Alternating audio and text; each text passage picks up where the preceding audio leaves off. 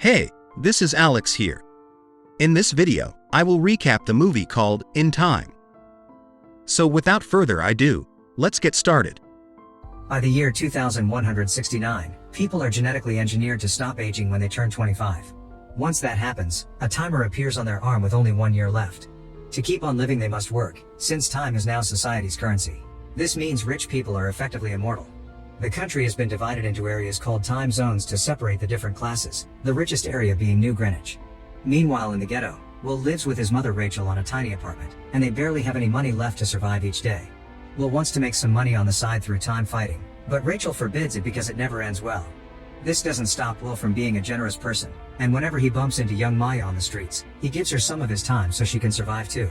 Will and his best friend Borel work at the local factory, where they're always rising the prices of the snacks and it's common to find dead people that timed out on the floor.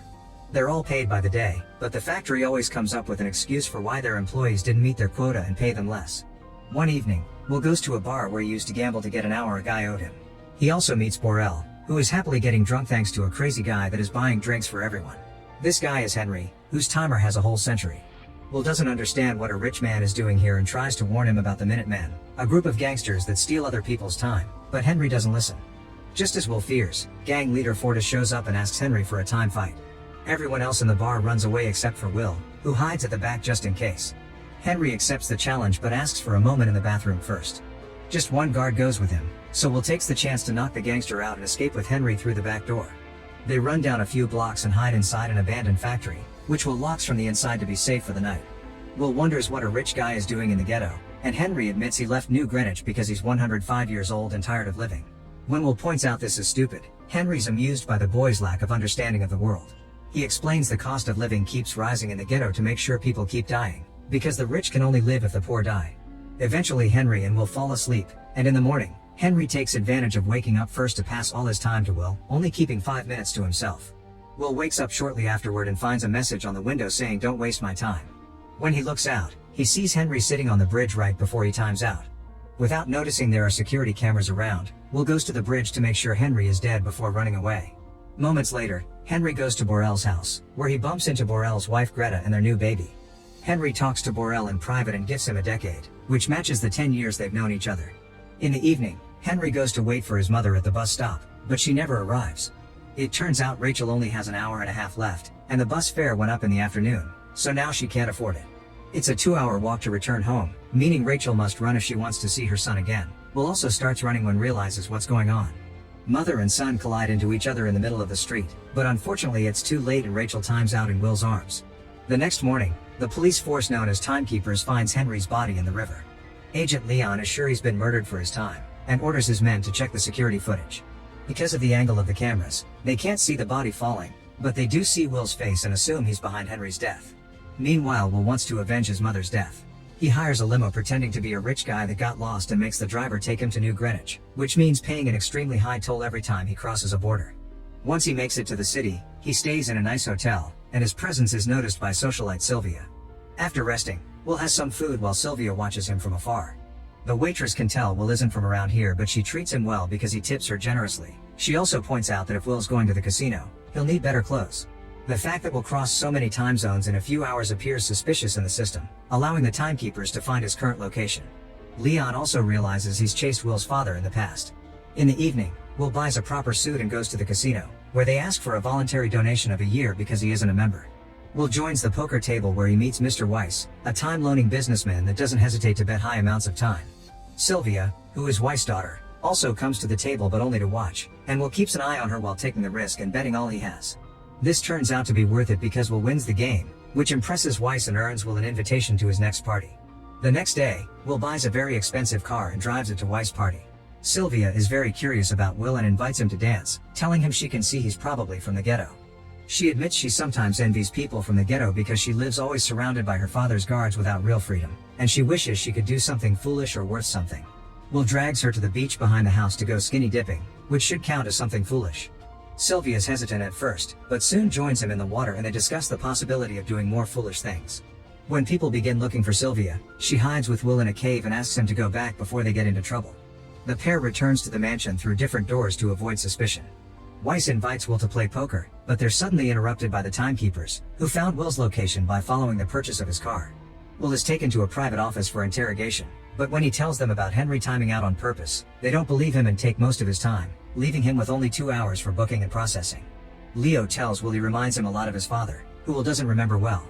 Weiss and Sylvia come to check on the situation, and Will takes advantage of the distraction to beat the timekeepers up and steal a gun before escaping.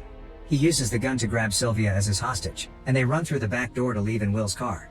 Leon begins chasing Will throughout the city and even manages to hit his car from behind, but Will responds by driving backward. He manages to dodge a truck at the last second, but Leon doesn't react so fast and crashes against it, meaning Will gets to escape. As they make their way to the ghetto, Will asks Sylvia for some time, but she refuses to help him. When they reach the bridge, Will gets distracted by the security cameras and doesn't see the spike strip on the ground, which causes the car to crash. Both Will and Sylvia fall unconscious, and minutes later, they're found by Fortis and his men, who immediately begin stealing Sylvia's time. At that moment, the timekeeper's sirens can be heard approaching, and the gangsters run away, leaving Sylvia with only half an hour. When they wake up, Sylvia freaks out at the little time she has left and asks Will for help. Will finds it ironic how she's now in favor of sharing, but helps her anyway before taking her into town. After they're gone, the timekeepers arrive to inspect the car, although Leon first needs to ask for his daily pay, because he never carries more time than necessary. Seeing the situation, Leon decides not to chase after Will anymore because he's sure he'll contact them first. Will goes to see Borel to ask for help, but Greta has bad news. Borel drank so much that he died with 9 years still on his timer. Sylvia starts freaking out again, but Will notices she has fancy earrings and drags her to the pawn shop. The owner is about to close, but he makes an exception when he sees how valuable the rings are. He also notices how desperate they're for time and only pays them 2 days, which they have no choice but to accept to survive. Next, they go to a payphone and Will make Sylvia dial her house's phone so he can talk to Leon. As a ransom, Will asks for 1,000 years to be distributed to the timelines in the ghetto. Leon warns Will that he's becoming too much like his father and reveals the man didn't die during a time fight like Will thinks. He actually was doing something more dangerous. Will hangs up on him, and Leon tells Sylvia's parents of the ransom, but Weiss hesitates to give away even what for him is pocket change. Will takes Sylvia to his apartment to spend the night there, and Sylvia changes into Rachel's old clothes. Sylvia asks Will about his father, and Will explains his dad used to be an excellent time fighter that taught him a few tricks. To prove his point, he grabs Sylvia's arm and shows him how to time fight. It's a battle of wills between timers. His dad taught him to let the opponent think they have the upper hand, let his own clock almost reach 0, and when the opponent is distracted by his incoming death, turn the tables and take it all. Will used to think his dad died on a time fight, but he now realizes he was probably killed because he gave away what he won. Then Will and Sylvia shared what happened on their 25th birthdays. Will's timer started when he was on the street and he quickly almost lost his extra year because they were in debt. In contrast, Sylvia had a peaceful awakening in bed and her dad gave her a decade to celebrate. The next morning, Will watches the timeline building from the window, but unfortunately they don't have any charity to share, meaning Weiss didn't pay the ransom. Sylvia is hurt by her father's lack of care but finally understands he became rich by stomping on other people's rights. Will tells her to go home but Sylvia refuses, causing them to accept to work together and kiss. Sylvia does want to call home though, so Will gives her the gun to protect herself while he watches from the corner. Weiss quickly picks up Sylvia's call and ignores her insults to warn her the timekeepers are coming to get her. When Sylvia turns around, she sees Leon approaching Will, thus she shoots him in the arm. Will takes the chance to check Leon's timer and learns timekeepers don't keep much time with them to discourage thieves. This prompts Will to give Leon some time in order for his co-workers to rescue him. While Will and Sylvia escape in Leon's car, Leon begins walking out of town as everyone yells at him for not protecting the little people. Thankfully his fellow keeper rescues him before things get violent. Sometime later Sylvia points out they can't keep driving in a cop car, which gives Will an idea. He pretends to be a timekeeper to stop another car by the road and then they proceed to steal the rich lady's earrings and her time, leaving her with only 1 day before running away in her car. Once they're far enough from town, they stop the car to watch the news and they discover they're now wanted people. Will once again tells Sylvia to go back, but she refuses because doing this is much more fulfilling. Meanwhile Weiss is lying to his investors, telling them everything is under control. Leon shows up to inform him this isn't a kidnapping anymore, now Sylvia is being chased after like a criminal as well. Weiss tries to bribe Leon into changing his mind, but Leon turns him down and reminds him that if Sylvia gets in contact with him, he needs to tell the keepers, otherwise he'll be arrested for being an accomplice. Later, Sylvia asks Will if he truly would give away time if he had it. When Will confirms he would, she comes up with a plan. The pair proceeds to steal a Weiss money truck and they crash it into a time bank, where they steal as many time capsules as they can. The remaining capsules are left for the people in the ghetto to grab.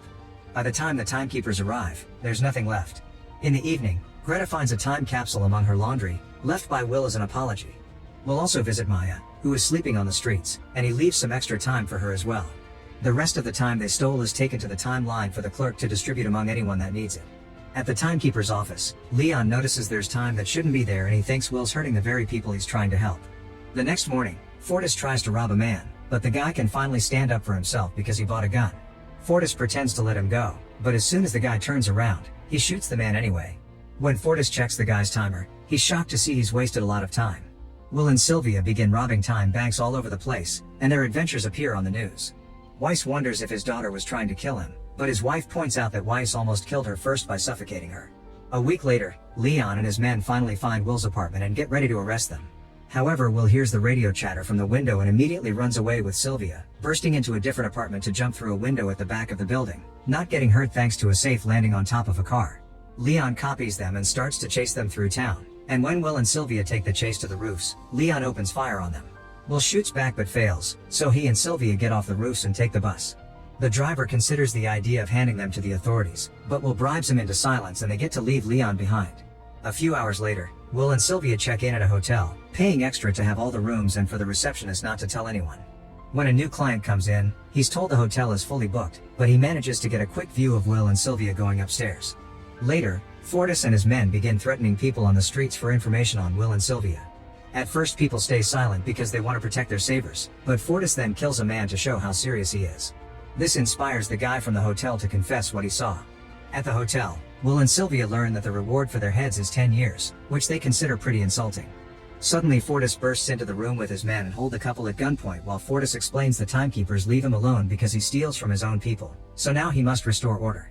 He claims he doesn't like killing people in cold blood and challenges Will to a time fight. Will uses the trick his father taught him, and when Henry begins looking at his timer, Will begins taking all his time. The guards come closer to watch in shock, and Will takes the chance to shoot them all before he makes Fortis time out for good. By the time the timekeepers arrive at the hotel, Will and Sylvia are already gone. Some hours later, Will notices prices and loan rates are being raised faster to make up for the new time on the streets. Their little robberies aren't making a difference, they would need a whole million years to even make a crack. Fortunately, Sylvia knows where to find such an amount. The next day, Weiss is worried about the situation and goes to work surrounded by more bodyguards than usual. The guards suddenly turn around when they detect a threat, but it's just Sylvia announcing she wants to surrender. Weiss believes her and is ready to take her back. This distraction allows Will to sneak behind him and capture him as a hostage. Then Will and Sylvia take Weiss to his office to make him open the safe where he keeps a capsule with 1 million years. Weiss points out that giving a year to 1 million people only prolongs their agony and that flooding the wrong zone with 1 million years could cripple the system, so Will clarifies that's exactly what he wants to happen. Will and Sylvia escape after locking Weiss in his own office. When the timekeepers learn about the robbery, they immediately go after them, blocking the bridge to stop them from returning to the ghetto. Leon is chasing them as well, and when he finds them, he concentrates so much on them that he forgets to get his daily pay. The keepers open fire on them, but Will just ignores the bullets and drives through the time zone barrier, allowing him to reach the ghetto. Leon wastes no time and crashes his car against theirs. Will immediately leaves the vehicle and gives the million years capsule to Maya before he and Sylvia pretend to surrender. A smug Leon thinks he's won, but at that moment, the timeline announces there's time for everyone, and an eager crowd fills the street, getting in Leon's way and allowing Sylvia and Will to run away. Leon pushes people aside to get back in his car and go after the robbers, but when they cross another barrier, Leon has to follow them on foot. Eventually he catches up to them, and Will guesses Leon used to be from the ghetto too. Leon confirms this and explains he worked hard to get out, which is how things should be. Then he tries to arrest them. Will points out there's no point because he and Sylvia only have a few minutes left, so they'll die soon anyway. This makes Leon check his own timer and realizes he doesn't have much time either because he didn't collect his pay. At that instant, his clock times out and Leon dies right there on the road. Will and Sylvia only have seconds left, and they kiss to say goodbye. However, Will realizes the keepers have time in their vehicles, so he runs to Leon's car to take some for himself. Sylvia isn't as fast as him and fears she won't make it, but Will runs back to her and they meet halfway, allowing them to share time before death catches them. Back in the company, Weiss has given up and tells his employees not to do anything because it's over. Newscasts all over the nation show how people have taken to the streets. The factories lie idle, and people are crossing the zones to make it to New Greenwich. Authorities swear everything is under control, but everyone knows the system will soon collapse. At the timekeeper's office, the employees decide to go home because there's nothing they can do. Will and Sylvia are never caught, and they start going after bigger banks to keep the old system from coming back. Please hit the subscribe button so you never miss an update.